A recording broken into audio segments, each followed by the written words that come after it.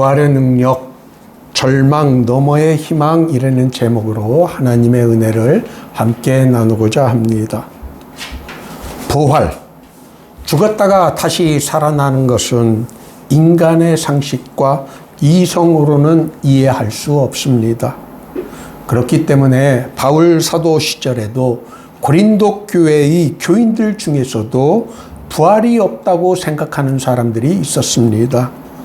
바울 사도는 부활의 증거로 부활하신 예수님께서 12사도에게만이 아니라 500여 형제에게 일시에 보이셨는데 그들 중 대다수는 아직도 살아있다고 하였습니다. 자신도 부활하신 예수님을 직접 만나 보았다고 하였습니다. 오늘 부활 주일을 맞이하여 부활의 능력이 무엇인지에 대하여 우리가 함께 나누고자 합니다. 예수님께서 잡히시던 날 모든 제자들은 예수님께서 잡히자 다 예수를 버리고 도망하였다고 공간복음서는 기록하고 있습니다. 왜 도망갔을까요? 자기들도 같이 잡혀가 죽는 것이 무서웠기 때문이었습니다. 제자들과 예수님을 따르던 사람들이 얼마나 무서워했는지 요한복음 20장 19절에 잘 나타나 있습니다. 안식 후 첫날 저녁 때에 제자들이 유대인들을 두려워하여 모인 곳에 문이란 문은 모두 걸어 잠그고 있었습니다. 예수님의 십자가 처형은 그를 따르던 사람들을 겁에 질리게 만들었습니다. 그러나 부활하신 예수님을 직접 본 제자들은 이전과는 전혀 다른 사람들로 변하게 되었습니다. 그들은 이제는 더 이상 죽음을 두려워하지 않았습니다.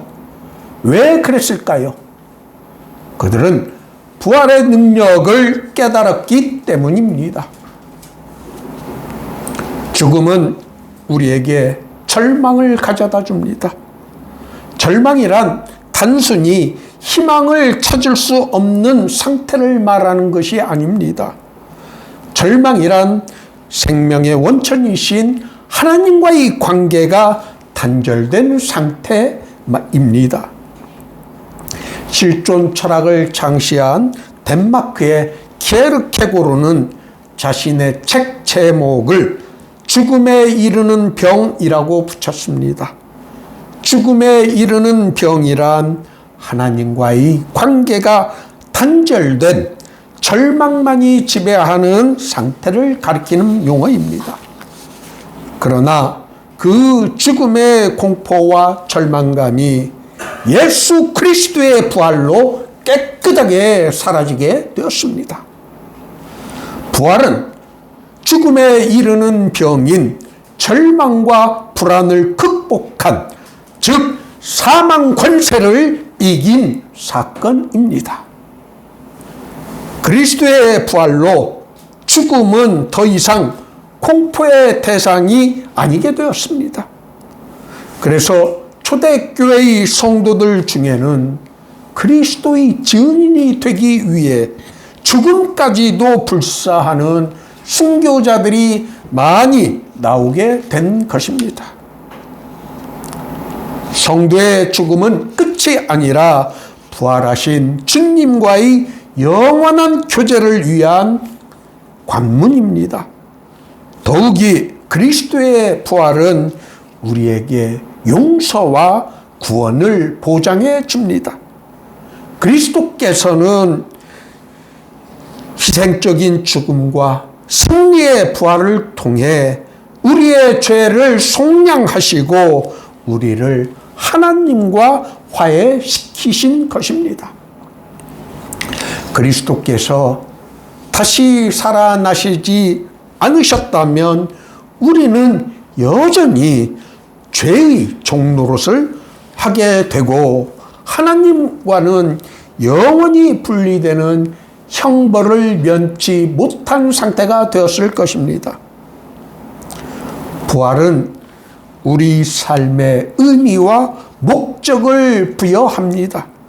우리의 소망은 현세적인 영역에 국한되지 않고 영원까지 확장됩니다.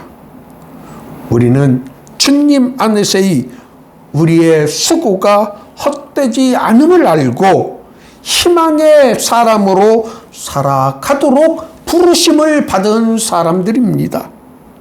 시련과 환난 속에서도 우리는 부활의 약속을 붙잡고 부활하신 주님 앞에서 우리의 수고가 보상받게 될 것이라는 확신에서 힘을 얻게 됩니다. 예수님의 부활은 죽음의 공포를 없애준 가장 기쁜 소식으로 이를 기념하고 축하해야 하는 역사적으로 결정적인 사건이었던 것입니다.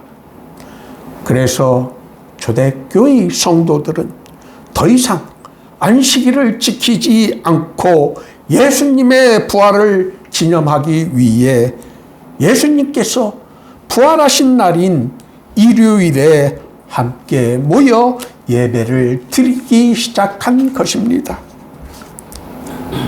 그리스도 안에서 우리들의 바라는 것이 이 세상의 삶뿐이라면 모든 사람 가운데 우리가 더욱 불쌍한 사람들이라고 바울 사도는 주장합니다. 우리가 바라는 것은 이 세상에서의 삶뿐이 아니라 부활 이후의 삶을 우리는 기대하기 때문에 우리는 언제나 여유를 가지고 넉넉하게 이길 힘을 얻게 되는 것입니다. 여기에 그리스도교의 윤리적 토대가 있습니다. 만일 우리가 바라는 것이 이 세상만으로 끝나는 것이라면 정말 허무한 삶을 살 수밖에 없습니다. 인생이 얼마나 허무하고 짧다는 것인지는 나이가 들어야만이 깨닫게 됩니다. 정말 한순간에 훅 하고 지나간 것처럼 인생은 빨리 허무하게 지나가기 때문입니다. 그런 빠르고 허망한 삶이지만 그럼에도 불구하고 우리가 여전히 희망을 가지고 희망을 누릴 수 있는 것은 우리에게는 하늘나라에서의 삶이 보장되어 있기 때문입니다. 이 세상에서의 삶이 전부라고 생각하고 살아가는 사람들의 삶의 질은 천박하고 경솔할 수밖에 없습니다. 그러나 부활의 신앙을 가진 사람은 이 세상에서의 삶도 의미 있는 고귀한 삶으로 받아들이고 그것을 소중한 삶으로 살게 되는 것입니다. 부활의 신앙은 그리스도인의 정체성을 확립시켜 줍니다. 부활의 신앙이 없는 사람은 그리스도인이 아닙니다. 부활의 신앙이 없는 사람은 정말 비참한 사람입니다. 부활의 신앙은 우리에게 언제나 힘과 용기를 가져다 줍니다. 우리를 둘러싼 환경이 제 아무리 어둡고 암울하더라도 이길 수 있다는 자신감을 우리에게 불어넣어주기 때문입니다. 부활의 신앙이 있는 사람은 어떤 환경에서도 결코 좌절하지 않습니다. 예수를 믿는 우리에게 세상 사람들이 가지지 못한 기쁨과 희망이 있는 이유는 우리가 다른 사람들보다 돈이 더 많아서가 아닙니다. 우리가 다른 사람들보다 더 건강하기 때문도 아닙니다. 그들보다 학식이 뛰어나기 때문도 아닙니다. 그들보다 사회적 지위가 높아서도 아닙니다. 다만 부활의 주님을 믿는 우리에게는 부활의 소망과 믿음이 있기 때문입니다. 여러분, 이것을 꼭 기억하시기를 바랍니다.